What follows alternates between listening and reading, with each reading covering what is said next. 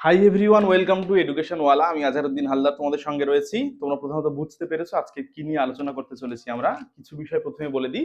সেটা হচ্ছে এই যে সেকেন্ড সেমিস্টারের সাজেশন ভিডিওটা হয়তো আপলোড করা হতো না, কারণ সত্যি সত্যি আমার ভীষণ শরীর খারাপ। তোমরা নিশ্চয়ই বুঝতে পারছো সেট আপ দেখে। এটা কিন্তু হচ্ছে আমার এডুকেশন ওয়ালা বা ইউটিউব জার্নির একদম প্রথম সেট আপ। এটা আমার বাড়িতেই এখন আমি রয়েছি, এটা আমার পুরনো ঘর। সেখানে আমরা প্রধানত একদম প্রথম দিকে আমার এডুকেশন ওয়ালা চ্যানেল যখন শুরু করি, তখন আমি মাস্টার্সে ভর্তিও হইনি, তখন ভিডিও করতাম, এখানেই প্রথমত ভিডিও করতাম। তারপর অনেক বছর আমি নিজের পড়াশোনার জন্য বিরতি নিয়েছিলাম ইউটিউব থেকে, আবার নিজের মাস্টার্স কমপ্লিট করে এমএড কমপ্লিট করে তারপর আমি ফিরে এসেছি। তো আমাদের আরো একটা চ্যানেল রয়েছে, নিশ্চয়ই তোমরা সবাই জানো, স্মার্ট টিউটোরিয়াল হাব নামে। এই এডুকেশনওয়ালা আর স্মার্ট টিউটোরিয়াল হাব দুটো চ্যানেলেই কিন্তু আমরা কি আলোচনা করি, ক্লাস 7 থেকে নিয়ে শুরু করে ক্লাস 12 পর্যন্ত প্রত্যেকটা সাবজেক্টের প্রত্যেকটা টপিকের ভিডিও আমরা আপলোড দিয়ে থাকি। প্রধানত 11-12 যারা আমার কাছে অফলাইনে পড়ো, বহু বছর ধরে আমি পড়াচ্ছি, তো সেখানে একটা জিনিস তোমরা নিশ্চয়ই জানো, আজ পর্যন্ত যত বছর আমি টিউশন করছি, কোনো বছরেই ক্লাস 12 অথবা উচ্চ মাধ্যমিকে প্রত্যেক বছর আমার সাজেশন থেকে 100% কমন আসে। তোমাদের 12-এর যারা দাদা দিদি রয়েছে তাদের জন্য আগের ভিডিও আপলোড করা আছে, দেখবে ক্লাস 12-এর সাজেশন, কালকে পরীক্ষা। তোমরা বাড়ি এসে ওই 12-এর প্রশ্নটা আর আমার সাজেশনটা মিলিয়ে দেখে নেবে। যদি আমার শরীরে একটু সামর্থ্য থাকে, অন্তত শক্তি থাকে, যদি আমি একটা রিভিউ ভিডিও দেবো ক্লাস 12 নিয়ে। দেখো 11-এর কথাটা আমি বলি, এই যে ফাইলটা দেখতে পাচ্ছ এর মধ্যেই লুকিয়ে আছে তোমার স্কুলের প্রশ্নপত্র। এটা দেখে আমি যা বলবো সেই প্রশ্নগুলো থেকেই আশা করছি তোমাদের হবে। আর সময় নেই, একটা দিন একটা রাত শুধুমাত্র বাকি রয়েছে তোমাদের পরীক্ষার। আমি যে প্রশ্নগুলো বলছি তোমরা একটুখানি শুধু দেখে যেও জাস্ট। ঠিক আছে? আমার আশপাশে যে সমস্ত স্কুল রয়েছে, বেনিপুর হাই স্কুল, হাই মাদ্রাসা, শতদল, টিএস সনাতন, বারাসাত বয়েজ, বারাসাত গার্লস, তোমাদের স্কুলে কিন্তু আসবেই আসবে, এর থেকে প্রশ্ন শিওর। তোমার যে বড় প্রশ্ন রয়েছে প্রথমত সেইটা নিয়ে আমরা আলোচনা করবো। আর 2 নম্বরের প্রশ্নের জন্য যারা আমার কাছে অফলাইন পড়ো, শুধুমাত্র তোমাদের যে প্রশ্নগুলো করিয়েছি সেই কটা দেখে যাবে, শিওর ওর মধ্যে থেকে কমন আসবে, একদম গ্যারান্টি আমি দিয়ে দিচ্ছি। চোখ বন্ধ করে ওই কটা পড়ে যাও। যারা যারা 12-এ আমার কাছে পড়তে চাও, আমাদের প্রতিষ্ঠানে পড়তে চাও, তারা অবশ্যই চটপট করে ডেসক্রিপশন থেকে হোয়াটসঅ্যাপ নম্বর নিয়ে যোগাযোগ করো আমাদের সঙ্গে। আর্টসের সমস্ত বিষয় আমরা পড়িয়ে থাকি, তুমি সাজেস্টিভ ভিডিও পাবে, সাজেস্টিভ ক্লাস পাবে। প্রথম থেকে আমরা খুব সুন্দর করে তোমাদের বুঝিয়ে দেওয়ার চেষ্টা করব। মার্চ মাসের 1 তারিখ থেকে কিন্তু আমাদের শুরু হচ্ছে ক্লাস 12-এর ক্লাস। যারা যারা পড়তে চাও একদম প্রথম থেকে অবশ্যই জয়েন করবে। অনলাইন অফলাইন দুটো মাধ্যমেই আমরা পড়াই। অনলাইন মাধ্যমে পড়ার জন্য চটপট করে যোগাযোগ করবে। আর হচ্ছে অফলাইন পড়ার জন্য অবশ্যই সেন্টারে আসতে পারো, না হলে আমার সঙ্গে যোগাযোগ করে নেবে। আর কথা বলবো না, চ্যানেলে যারা নতুন, চ্যানেলটা সাবস্ক্রাইব করে নাও, পাশে থাকা বেল আইকনটা প্রেস করে দাও। তুমি, আশা করছি তোমরা সব সিলেবাস কমপ্লিট করেছো। না করে থাকলেও যে প্রশ্নগুলো বলছি সেগুলো খুব মন দিয়ে ভালো করে পড়ে যাবে। যেগুলো আমি মোস্ট ইম্পর্টেন্ট প্রশ্ন বলবো সেগুলো বেশি করে দেখবে, তারপর যদি তোমার মনে হয় বাকি প্রশ্নগুলো জাস্ট রিডিং করে চলে যাবে। দেখো, এখানে প্রথমত আমাদের 4টি ইউনিট রয়েছে, তোমরা জানো, গ্রুপ সি আর গ্রুপ ডি। গ্রুপ সি এর ক্ষেত্রে কিন্তু আমার দুটো ইউনিট রয়েছে, ইউনিট 1, ইউনিট 2।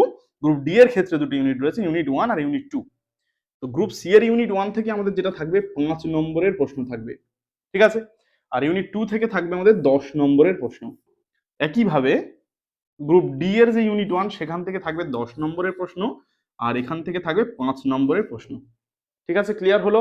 তাহলে তুমি এইগুলোর মধ্যে আবার 3টে 4টে বিভিন্ন লেখকের বইতে বিভিন্নভাবে চ্যাপ্টারগুলো ভাগ করা হয়েছে। আমি তোমাদের ইউনিট ওয়াইজ প্রশ্ন বলে দিচ্ছি, বেশি প্রশ্ন বলবো না, আর একদম সময় নেই, অল্প অল্প প্রশ্ন বলবো, জাস্ট তোমরা সেগুলো শুধু জাস্ট দেখে যাবে। দেখো, প্রত্যেক চ্যাপ্টারে কমপক্ষে 5টা 6টা করে প্রশ্ন। তাহলে যদি তোমার 4টে চ্যাপ্টার হয়, সেখানে 20, 24, 25টাও প্রশ্ন হয়ে যাচ্ছে। তার মধ্যে থেকে আমি যত কম সম্ভব তোমাদের প্রশ্ন দেবো, আবার তার মধ্যে স্টার মার্কস গুলো বলে দেবো বা দাগিয়ে দেওয়ার চেষ্টা করবো। সেইগুলো শুধু তোমরা জাস্ট দেখে যাবে। তাহলে প্রথমে আমরা যে 5 নম্বরের আমাদের যে প্রশ্নগুলো রয়েছে সেইগুলো একটুখানি আলোচনা করে নিই, ঠিক আছে? তাহলে 5 নম্বর কোথা কোথা থেকে পড়ছে আমাদের? 5 নম্বর পড়ছে ইউনিট গ্রুপ সি এর ইউনিট 1 থেকে 5 নম্বরের প্রশ্ন থাকবে, আর হচ্ছে গ্রুপ ডি এর ইউনিট 2 থেকেও 5 নম্বরের প্রশ্ন থাকবে। তাহলে আমরা দেখে নিই একটুখানি প্রশ্নগুলো। সবাই খাতা পেন নিয়ে বসে পড়ো, ভিডিওটা দরকার হলে পজ করে করে তোমরা শুনে নিয়ে প্রশ্নগুলো তৈরি করে নেবে। এখন আর লেখালেখি করার সময় নেই, তাড়াতাড়ি যত সম্ভব তোমাদের কাছে প্রশ্নগুলো আমি তুলে ধরছি, ঠিক আছে? প্রথম যে আমাদের ইউনিট রয়েছে সেটার নাম হচ্ছে শিক্ষা মনোবিদ্যা। এখান থেকে মোস্ট ইম্পর্টেন্ট প্রশ্ন, খুব গুরুত্বপূর্ণ প্রশ্ন যেটা হচ্ছে, সেটা হলো কি, শিক্ষা মনোবিজ্ঞানের প্রয়োজনীয়তা লেখো। শিক্ষা মনোবিজ্ঞানের প্রয়োজনীয়তা লেখো। প্রত্যেকটা প্রশ্ন আমি 3বার করে তোমাদের বলে দিচ্ছি। শিক্ষা মনোবিজ্ঞানের প্রয়োজনীয়তা লেখো, বা প্রশ্নটা আসতে পারে শিক্ষা মনোবিজ্ঞানের গুরুত্ব লেখো। একই উত্তর হবে, প্রশ্নটা দুরকম, যেরকম ভাবে আসবে তোমার স্কুলে তুমি লিখে দিও, শিক্ষা মনোবিজ্ঞানের প্রয়োজনীয়তা বা গুরুত্ব লেখো। ব্যাস, হয়ে গেল। আচ্ছা, তারপরের যে প্রশ্নটা আমার মনে হচ্ছে সব থেকে গুরুত্বপূর্ণ এখানে, মনোবিজ্ঞান শিক্ষার বিভিন্ন দিককে কিভাবে প্রভাবিত করে। মনোবিজ্ঞান শিক্ষার বিভিন্ন দিককে কিভাবে প্রভাবিত করে। ঠিক আছে, হয়ে গেল পরের প্রশ্নটা। তারপরের প্রশ্ন যেটা আমি বলছি, ফ্রয়েডের মনোসমীক্ষণবাদ সম্পর্কে তোমার ধারণা দাও। কি বললাম? ফ্রয়েডের মনোসমীক্ষণবাদ সম্পর্কে তোমার ধারণা দাও। এটা মোটামুটি দেখতে পারো, না দেখলেও সমস্যা নেই, চলে যাবে। পরের প্রশ্ন কি? সংবেদন কি? শিক্ষায় সংবেদনের গুরুত্ব লেখো। কি বললাম? সংবেদন কি? শিক্ষায় সংবেদনের গুরুত্ব লেখো। আর কি বললাম? ফ্রয়েডের মনোসমীক্ষণবাদ সম্পর্কে তোমার ধারণা দাও বলা হয়ে গেছে, তা হচ্ছে সংবেদন কি? সংবেদনের গুরুত্ব আলোচনা করো, ব্যাস। তারপরে একটা প্রশ্ন এখান থেকে, আরো একটা মোস্ট ইম্পর্টেন্ট প্রশ্ন, সেটা হচ্ছে প্রত্যক্ষণ কি? শিক্ষায় প্রত্যক্ষণের গুরুত্ব আলোচনা করো। প্রত্যক্ষণ কি?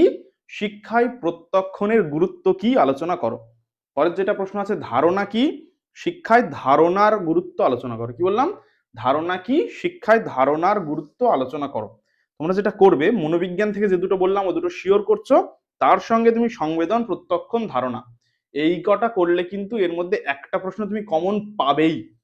মানে যেটা দেখো, বিষয়টা কি বলতো, শিক্ষা মনোবিজ্ঞান থেকে 5 নম্বরের করতে হবে, থাকবে আমার কটা, দুটো থাকবে তো, প্রত্যেকটা তো 2N মেথডে হবে, একটা অথবা আরেকটা করে দেওয়া থাকবে। তাহলে তুমি যেটা করবে সেটা হচ্ছে কি, এই কটা কিন্তু অবশ্যই করে নিচ্ছ। শিক্ষা মনোবিজ্ঞান কিভাবে মনোবিজ্ঞান কিভাবে শিক্ষার বিভিন্ন দিককে প্রভাবিত করে, শিক্ষা মনোবিজ্ঞানের গুরুত্ব করছো, আর এখান থেকে তিনটে, সংবেদন, প্রত্যক্ষণ আর ধারণা, এই তিনটে শিওর করে নিচ্ছ। ধারণা গঠনের জন্য আরো একটা most most most most important আমি বলে দিচ্ছি, যেটা হচ্ছে ধারণা গঠনের পর্যায়গুলি লেখো। এই প্রশ্নটা সবাই অবশ্যই তৈরি করবে, নিশ্চয়ই বুঝতে পারছো আমি কি বলতে চাইছি। তাহলে কি? ধারণা গঠনের পর্যায়গুলি লেখো, ব্যাস। পরের একটা প্রশ্ন রয়েছে কি, অনুবর্তন কাকে বলে? অনুবর্তনের গুরুত্ব আলোচনা করো। এটা অতটা ইম্পর্টেন্ট নয়, জাস্ট আমি দিয়ে রাখলাম। অনুবর্তন কি বা অনুবর্তন কাকে বলে, অনুবর্তনের গুরুত্ব আলোচনা করো। পরের যে প্রশ্ন রয়েছে, অপানুবর্তন কি, আর তার সঙ্গে প্রাচীন অনুবর্তন আর সক্রিয় অনুবর্তনের মধ্যে পার্থক্য লেখো। কি বললাম? প্রাচীন অনুবর্তন আর সক্রিয় অনুবর্তনের পার্থক্য লেখো। এটাও একটা মোস্ট ইম্পর্টেন্ট একটা প্রশ্ন, প্রাচীন অনুবর্তন আর সক্রিয় অনুবর্তনের পার্থক্য। ঠিক আছে, এখান থেকে যে পরের প্রশ্নটা রয়েছে, বিশেষ করে আমি নাম ধরে বলে দিচ্ছি, যুগদিয়া হাই মাদ্রাসা আর টিএস সনাতন হাই স্কুলের জন্য। এছাড়াও বিভিন্ন স্কুলে এটা ইম্পর্টেন্ট প্রশ্ন, তোমরা ভালো করে অবশ্যই মুখস্থ করবে। থর্নডাইকের ফল লাভের সূত্রটি আলোচনা করো। কি বললাম? থর্নডাইকের ফল লাভের সূত্রটি আলোচনা করো। ঠিক আছে, পরের যে প্রশ্ন রয়েছে, প্রচেষ্টা ও ভুল তত্ত্বের শিক্ষাগত গুরুত্ব কি? প্রচেষ্টা ও ভুল তত্ত্বের শিক্ষাগত গুরুত্ব কি? পরের প্রশ্ন, অন্তর্দৃষ্টি কি? অন্তর্দৃষ্টিমূলক শিখনের বৈশিষ্ট্য। এই অন্তর্দর্শন বা অন্তর্দৃষ্টি বিষয়টা কিন্তু 5 ছাড়াও 2 নম্বরের জন্য মোস্ট ইম্পর্টেন্ট একটা প্রশ্ন। অন্তর্দৃষ্টি কি? অন্তর্দৃষ্টিমূলক শিখনের বৈশিষ্ট্য লেখো। পরের যে প্রশ্নগুলো বলবো, এর মধ্যে থেকে একটা তোমাদের আসার ভীষণ সম্ভাবনা রয়েছে। আমি বলেছিলাম ওদিক থেকে একটা আর এখান থেকে একটা আসতে পারে। সেটা কি? কেস স্টাডি পদ্ধতি কি? এই পদ্ধতির সুবিধা ও অসুবিধাগুলো লেখো। কেস স্টাডি পদ্ধতি কি? এই পদ্ধতির সুবিধা ও অসুবিধাগুলি লেখো। তাহলে কি বললাম? কেস স্টাডি পদ্ধতি কি? এই পদ্ধতির সুবিধা ও অসুবিধাগুলি লেখো। পরের যে প্রশ্ন রয়েছে, সাক্ষাৎকার পদ্ধতি কি?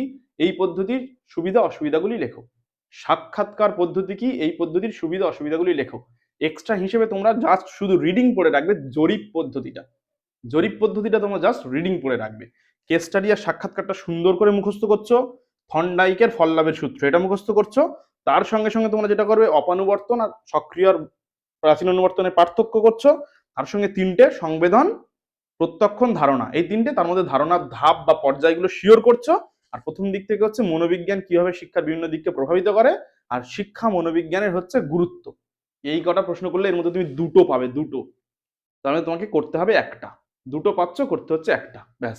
প্রত্যেকটা স্কুলের জন্য আমি বলছি। পরের যে পার্ট থেকে আমাদের 5 নম্বরে একটা প্রশ্ন আসবে, ভারতীয় শিক্ষায় ভারতীয় সমাজ সংস্কারকদের অবদান। সম্পূর্ণটা আমি এখানে লিখিনি, তোমরা জাস্ট দেখে নাও, ওটা ওই ওই পার্ট থেকে নিচের দিকের পার্ট। ওখান থেকে 4টে প্রশ্ন মোস্ট মোস্ট ইম্পর্টেন্ট, আমাদের দুটো আসছে তোমাদের। 4টে প্রশ্ন কি কি? একটা হচ্ছে, প্রাচ্য পাশ্চাত্য যে শিক্ষা তার সমন্বয় রাজা রামমোহন রায়ের অবদান। প্রাচ্য পাশ্চাত্য শিক্ষার সমন্বয়ে রাজা রামমোহন রায়ের অবদান। বা আর অথবা দিয়ে আসতে পারে, এর অথবা, সেটা হচ্ছে কি, সমাজ সংস্কারক হিসেবে রাজা রামমোহন রায়ের অবদান আলোচনা করো। কি বললাম? সমাজ সংস্কারক হিসেবে রাজা রামমোহন রায়ের অবদান আলোচনা করো। তারপরের প্রশ্ন কি? সমাজ সংস্কারক হিসেবে বিদ্যাসাগরের অবদান আলোচনা করো। যদি প্রশ্নটা ঘুরিয়ে আসে তাহলে আসবে বিদ্যাসাগরের শিক্ষা চিন্তা আলোচনা করো। বা আসতে পারে বিদ্যাসাগরের যে বর্ণ পরিচয়, বিভিন্ন স্কুলে যেখানে একটু প্রশ্নটা কঠিন হবে, সেখানে কি বর্ণ পরিচয়, বিদ্যাসাগরের বর্ণ পরিচয় শিক্ষা ক্ষেত্রে যে অবদান সেটা আলোচনা করো। তাই রামমোহন রায়, বিদ্যাসাগর, দুটো মোস্ট তুমি করছো। তার সঙ্গে কি থাকছে? নারী শিক্ষা প্রসারে বেগম রোকেয়া যেগুলো বিশেষ করে মাদ্রাসা বোর্ড রয়েছে, মাদ্রাসা বোর্ড বলবো না, মাদ্রাসা স্কুলগুলো রয়েছে, সেখানে বেগম রোকেয়াটা খুব ভালো করে তোমরা মুখস্থ করে যাবে অবশ্যই। ঠিক আছে? আচ্ছা, কি নারী শিক্ষার ক্ষেত্রে বেগম রোকেয়ার অবদান আলোচনা করো, বা হচ্ছে আরেকটা প্রশ্ন এখান থেকে ইম্পর্টেন্ট, শিক্ষা বিস্তারে সাবিত্রীবাই ফুলের অবদান আলোচনা করো। তোমরা নিশ্চয়ই নিজেরাও জানো যে এই চারটে যদি তুমি পড়ে যাও, একটা তো 5 নম্বরের পাচ্ছ, কিন্তু প্রশ্নগুলো কেমন করে আসবে সেটা আমি বলে দিলাম। এই চারটে শুধুমাত্র তৈরি করে রাখো তোমরা, আর কিছু করতে হচ্ছে না এখান থেকে। তাহলে আবার বলছি, প্রাচ্য পাশ্চাত্য শিক্ষা সমন্বয় রাজা রামমোহন রায় বা সমাজ সংস্কারক হিসেবে রাজা রামমোহন রায়, আর ওখান থেকে বিদ্যাসাগর মহাশয়, মানে হচ্ছে সমাজ সংস্কারক হিসেবে বিদ্যাসাগর মহাশয়, বা শিক্ষা বিস্তারে বিদ্যাসাগর মহাশয় করছো। যদি এখানে একটা চালাকি আছে কিন্তু, এখন তো মনে করো কেউ পড়তে পারছো না, এখন আর সময় নেই, স্যার কি করবো, এতগুলো প্রশ্ন আমি লাস্ট দিনে এসে আপনি দিচ্ছেন, তাহলে কি করতে হবে, তোমরা রাজা রামমোহন রায় বিদ্যাসাগরটা খুব ভালো করে করে যাও, হয়তো তুমি একটা কমন পেয়ে যেতেই পারো। আমার যেটা মনে হচ্ছে, বিভিন্ন স্কুলে কোশ্চেন যারা ফেম করবেন তারা ওই নারী যে দুজন রয়েছেন আমাদের বেগম রোকেয়া সাবিত্রীবাই ফুলে, ওখান থেকে একটা প্রশ্ন রাখবেন, আর এইদিকে আমার বিদ্যাসাগর আর রামমোহন থেকে একটা প্রশ্ন রাখবেন। তাহলে যে কোনো একটা প্রশ্ন যদি তুমি ভালোভাবে দেখে যাও, তাহলে একটা প্রশ্ন কিন্তু তুমি পারছো শিওর। অবশ্যই বলো তোমরা চারটে দেখে যাও, যদি তোমরা একটুখানি ফাঁকি মেরে জাস্ট 5 নম্বরটুকু পেতে চাও, তাহলে আমি বলবো ওই দুটো করে যাও, ব্যাস হয়ে যাবে। বুঝতে পারছো নিশ্চয়ই সবাই? আচ্ছা, যারা বুদ্ধিমান তাদের জন্য ইশারাই যথেষ্ট, তাই না? ঠিক আছে, চলো পরের প্রশ্ন কি রয়েছে। পরের এবার আমরা 10 নম্বরের প্রশ্নে চলে যাচ্ছি, বৃদ্ধি ও বিকাশ, গ্রোথ অ্যান্ড ডেভেলপমেন্ট। এখান থেকে যে 10 নম্বরের ইম্পর্টেন্ট প্রশ্নগুলো রয়েছে, একদম প্রথমে আমি একদম চোখ বন্ধ করে বলে দিচ্ছি, মোস্ট মোস্ট মোস্ট ইম্পর্টেন্ট প্রশ্ন হচ্ছে কৈশোরকাল বা বয়সন্ধিকাল কি, বয়সন্ধিকালের বৈশিষ্ট্যগুলি লেখো, বা হচ্ছে বয়সন্ধিকালের যে সমস্ত সমস্যা রয়েছে সেগুলো লেখো, বা এখান থেকে আসতে পারে কৈশোরকালের যে চাহিদাগুলো রয়েছে, প্রাক্ষবিক মানসিক এই সমস্ত চাহিদা।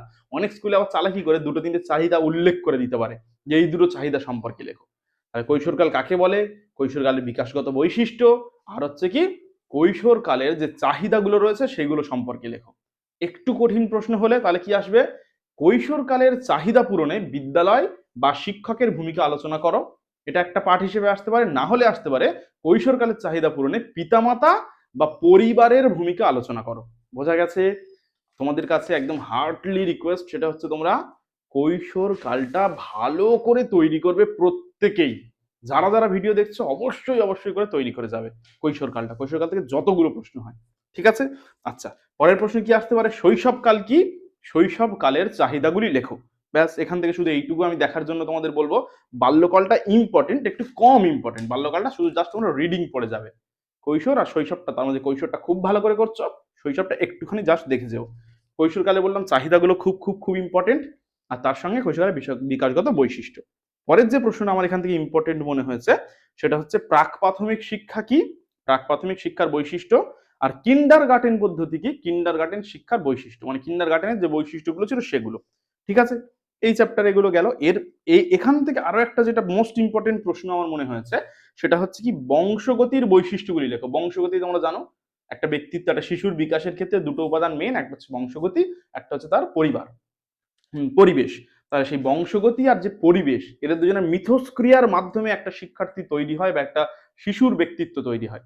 এইটা কিন্তু একটা মোস্ট ইম্পর্টেন্ট প্রশ্ন, যেখানে যেখানে একটু প্রশ্ন ঘুরিয়ে ঘুরিয়ে হবে, এই প্রশ্নটা সেখানে পড়তে চলেছে।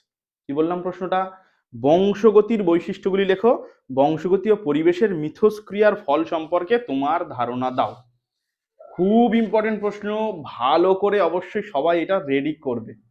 বংশগতি কাকে বলে, আর হচ্ছে কি বংশগতি আর পরিবেশের মিথস্ক্রিয়ার ফল সম্পর্কে তোমার ধারণা দাও। হয়ে গেল। আচ্ছা, এই চ্যাপ্টার থেকে আরো একটা প্রশ্ন কি গুরুত্বপূর্ণ রয়েছে, বৃদ্ধি ও বিকাশের পার্থক্য লেখো। কি বললাম, বৃদ্ধি ও বিকাশের পার্থক্য লেখো। দেখো পার্থক্যটা কেন দিয়েছি আমি, তাহলে তুমি বৃদ্ধি কাকে বলে জানতে পারবে, ওর বৈশিষ্ট্যগুলো পড়ে নিলে, বিকাশ কাকে বলে তার বৈশিষ্ট্যগুলো করে নিলে। ঠিক আছে, হয়ে গেল। বৃদ্ধি ও বিকাশের পার্থক্যটা করে নেবে, নিলে তোমার যেদিক থেকে পড়ুক, বৃদ্ধি বিকাশ যদি আলাদা আলাদা করে বৈশিষ্ট্য পড়ে তুমি করে দিতে পারবে। পার্থক্যটা সবাই মুখস্থ করে নাও। হয়ে গেল।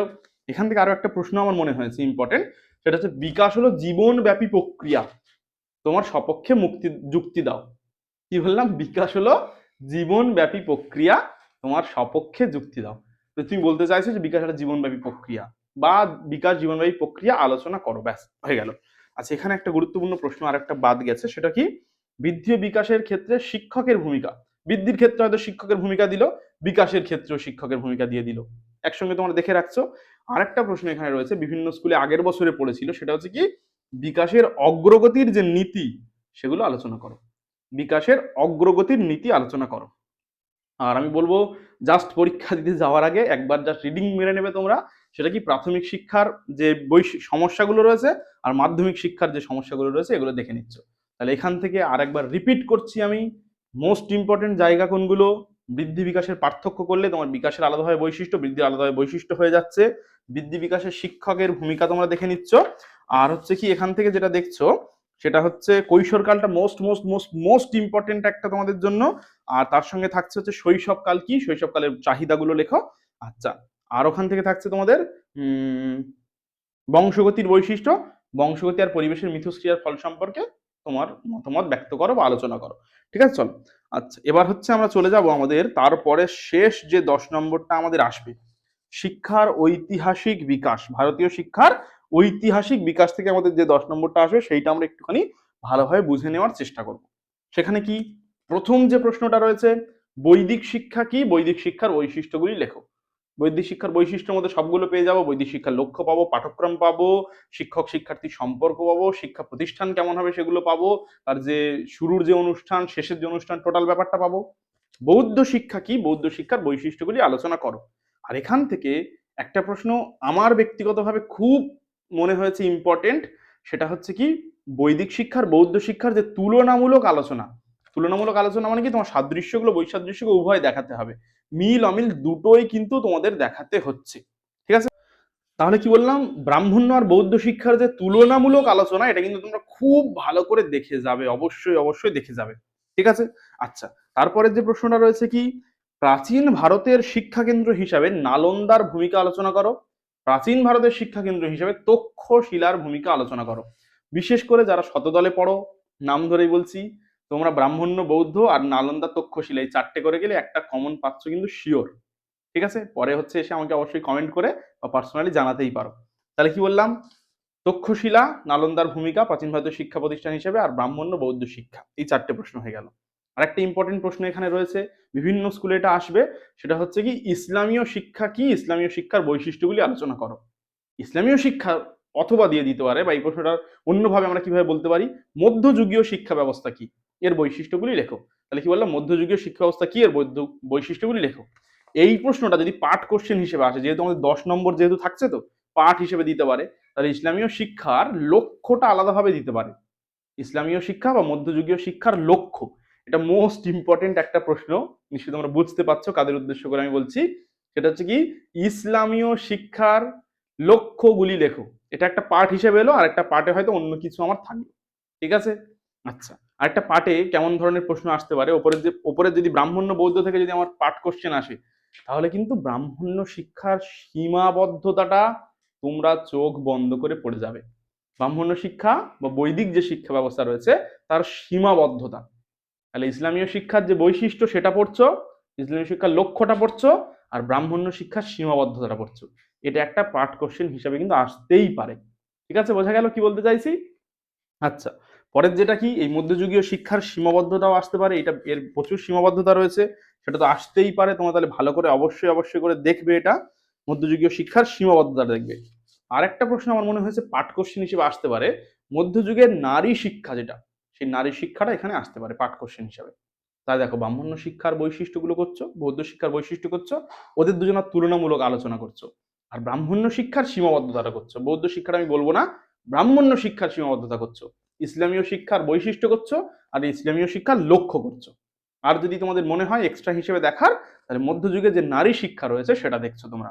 আচ্ছা, এবার ইংরেজ আমলের যে শিক্ষা ব্যবস্থা, ওখান থেকে কি কি, ওখান থেকে 4টে জিনিস তোমরা করবে, মেকলে মিনিট করবে, উডেড ডেসপ্যাচ করবে, সার্জেন্ট রিপোর্ট করবে, আর হান্টার কমিশন করবে। ঠিক আছে, এবার প্রশ্নগুলো কেমন ভাবে আসে আমি বলে দিই তাহলে। মেকলে মিনিট কি, মেকলে মিনিট হচ্ছে প্রাচ্য পাশ্চাত্য দ্বন্দ্বের অবসান কিভাবে ঘটায় তা আলোচনা করো। কি বললাম, মেকলে মিনিট কি, মেকলে মিনিট কিভাবে প্রাচ্য পাশ্চাত্য দ্বন্দ্বের অবসান ঘটায় এটা দেখছো। উডেড ডেসপ্যাচটা পুরোপুরি দেখছো। প্রাথমিক শিক্ষায় হান্টার কমিশনের ভূমিকা আলোচনা করো, বা না এসে আসতে পারে মাধ্যমিক শিক্ষায় হান্টার কমিশনের ভূমিকা আলোচনা করো। নিশ্চয়ই বুঝতে পেরেছো কি বলেছি? আচ্ছা, এবার কি প্রাথমিক ও মাধ্যমিক শিক্ষায় সার্জেন্ট কমিশনের যে ভূমিকা রয়েছে সেটা আলোচনা করো। কি বললাম, প্রাথমিক ও মাধ্যমিক শিক্ষায় সার্জেন্ট কমিশনের যে ভূমিকা রয়েছে সেটা লেখো। সার্জেন্ট কমিশনটা আসতেও পারে আলাদাভাবে, মানে একটা পাঠ কোশ্চেনে হয়তো আমাদের হান্টার কমিশন এলো, তার সঙ্গে সার্জেন্ট কমিশনটা দিয়ে দিল। সার্জেন্ট রিপোর্টটা দিয়ে দিল, ঠিক আছে, সার্জেন্ট কমিশন বলবো না, আমি রিপোর্ট বলবো, ঠিক আছে, বোঝা গেল কি বলতে চাইছি। তাহলে ভিডিওটা এতক্ষণ মন দিয়ে দেখার জন্য সবাইকে ধন্যবাদ। খুব ভালোভাবে পরীক্ষা দাও, একদম এডুকেশনে 40-এ 40 তোমরা পাও আমি চাই। আর 12-এর ক্ষেত্রে যেটা বলো, যারা 11 পাস করে 12-এ উঠে যাচ্ছ তোমরা যেহেতু, তো সেখানে 12 যদি আমাদের কাছে পড়তে চাও, যদি মনে হয় যে স্যারের কাছে পড়লে আমার লাভ হবে কিছু, আমি পুরোপুরি নম্বর পেতে পারবো, তাহলে অবশ্যই অবশ্যই করে যোগাযোগ করো আমাদের হোয়াটসঅ্যাপ নম্বর 8345925082-তে। আমরা মার্চ মাসের 1 তারিখ থেকে পড়ানো শুরু করছি। 1-2 তারিখের মধ্যে তোমাদের কিছু কিছু ভিডিও চলে আসবে। একদম সত্যিকারের কথা বলতে গেলে ফ্র্যাঙ্কলি বলছি, আমি ইউটিউবে পুরোপুরি সিলেবাস কমপ্লিট করা সম্ভব নয়। আমি আগের বছরগুলোতেও দেখেছি প্রচুর চেষ্টা করে ওইভাবে করা যাচ্ছে না। আমরা অফলাইনে যেটা পড়াই এবছর থেকে চেষ্টা করব সেই ক্লাসটা হয়তো রেকর্ডেড করে ছাড়ার জন্য, কিন্তু শুধুমাত্র ইউটিউবের জন্য ক্লাস করা আমাদের পক্ষে প্রায় একটা অসম্ভব হয়ে দাঁড়াচ্ছে। কারণ আরো অনেকগুলো ক্লাসেস রয়েছে, আমি আপার প্রাইমারির ক্ষেত্রে একটুখানি পড়াই, তারপরে এমনি 7 থেকে 12 আমাদের একটা প্রতিষ্ঠান রয়েছে, সবগুলো দেখাশোনা করতে গিয়ে ওইভাবে সম্ভব নয়। যারা পড়বে তাদের জন্য অবশ্যই ক্লাস থাকবে। আর ইউটিউবে আমি কিছু কিছু ক্লাস আপলোড দেবো মাঝে মাঝে। আর পরীক্ষার সময় অবশ্যই তোমাদের জন্য ওয়ান শট যেটা থাকে, সেটা হচ্ছে তোমাদের যেহেতু পরেরটা এমসিকিউ পরীক্ষা, ওয়ান শট থাকবে। আর নতুন আমাদের একটা সিরিজ থাকবে তোমাদের জন্য, শ্রুতি সিরিজ। শ্রুতি আমরা কি করবো, চ্যাপ্টারগুলো আলোচনা করার পরে ওই শ্রুতি সিরিজটা জাস্ট রেকর্ড করে দেবো তোমাদের বিভিন্ন ভয়েসে। আমি থাকবো সেখানে, তোমাদের কোনো বন্ধু বান্ধবীদের থাকলো বা আমাদের কোনো ম্যাডাম থাকলো, স্যার থাকলো, তারা হচ্ছে ভয়েস রেকর্ডের মাধ্যমে ওই চ্যাপ্টারে টোটাল কতগুলো প্রশ্ন হবে আমরা 10 থেকে 20 মিনিটের একটা ভিডিও করে দিয়ে দেবো। সেটা দেখার মতো আশা করছি কোনো বিষয় থাকবে না, জাস্ট তোমার শুনতে হবে। এই বিষয়টা একটুখানি ক্লিয়ার করে দিই, তোমাদের পরীক্ষার সময় সময় নষ্ট করবো না, 1 মিনিট তোমার শুনে নাও। মনে করো একটা চ্যাপ্টার আমরা পড়ালাম, পড়ানোর পরে আমরা কি করব, সেই চ্যাপ্টারের যতগুলো শর্ট প্রশ্ন হবে সবগুলো পর পর পর পর বলে বলে আমরা একটা রেকর্ড করবো অডিওতে। সেটা একটা তোমাদের ইউটিউবে আমি আপলোড দিয়ে দেবো। তাহলে ওই চ্যাপ্টারটা তুমি পড়লে, প্রথমে বুঝে নিলে আমাদের থেকে, বা তুমি যে গৃহ শিক্ষকের কাছে পড়ো তার থেকে বুঝে নিলে ভালো করে, নেওয়ার পর তুমি সেটা ভালো করে শুনে নেবে, জাস্ট 2-4 বার শুনে নিলে আশা করছি তোমার মুখস্থ হয়ে যাবে। আর খাতাপত্র তোমার নোটস রয়েছে, সহায়িকা রয়েছে, সবগুলো দেখতে পাচ্ছ। অডিয়েবল করছি কারণ তোমরা এখন বিভিন্ন জন ব্যস্ত, বিশেষ করে প্রচুর ছেলে মেয়ে আমার এমন রয়েছে, বিশেষ করে ছেলেরা অনেক কাজকর্মের সঙ্গে যুক্ত রয়েছে, তোমরা বিভিন্ন কাজের সঙ্গে যুক্ত হয়ে গেছো, পড়তে পারছো না। তাহলে একটুখানি সময় করে বাবা তুমি জাস্ট শুনে নেবে। তুমি যখন কাজ করছো কানে হেডফোনটা দিয়ে দিলে, গান শোনার জায়গায় 2-3টে গানের জায়গায় আমার ভিডিওটা একটুখানি শুনে নাও, নিলে তোমার চ্যাপ্টারটা শোনা হয়ে যাচ্ছে। এই শ্রুতি সিরিজটা সবাই অবশ্যই ফলো করবে। আশা করছি সমস্ত সাবজেক্টের শ্রুতি সিরিজ আমরা তোমাদের আপলোড দেবো আর্টস গ্রুপে। সবাই খুব ভালো থাকবে, সুস্থ থাকবে, নিজের খেয়াল রাখবে। আর অবশ্যই অবশ্যই করে ভালো করে কালকের পরীক্ষাটা দেবে। আসার পরে আমাকে অবশ্যই জানিও কেমন পরীক্ষা হয়েছে। চলো আজকে তাহলে এই পর্যন্ত। সরি, আরেকটা বিষয় বলা হয়নি, তোমাদের বিভিন্ন স্কুলের প্রশ্নগুলো আমাকে একটুখানি পাঠিয়ে দিও। পরের বছর তোমাদের যে সমস্ত ভাই বোন রয়েছে তাদের পরীক্ষায় আমরা তারা হেল্প করতে পারবো।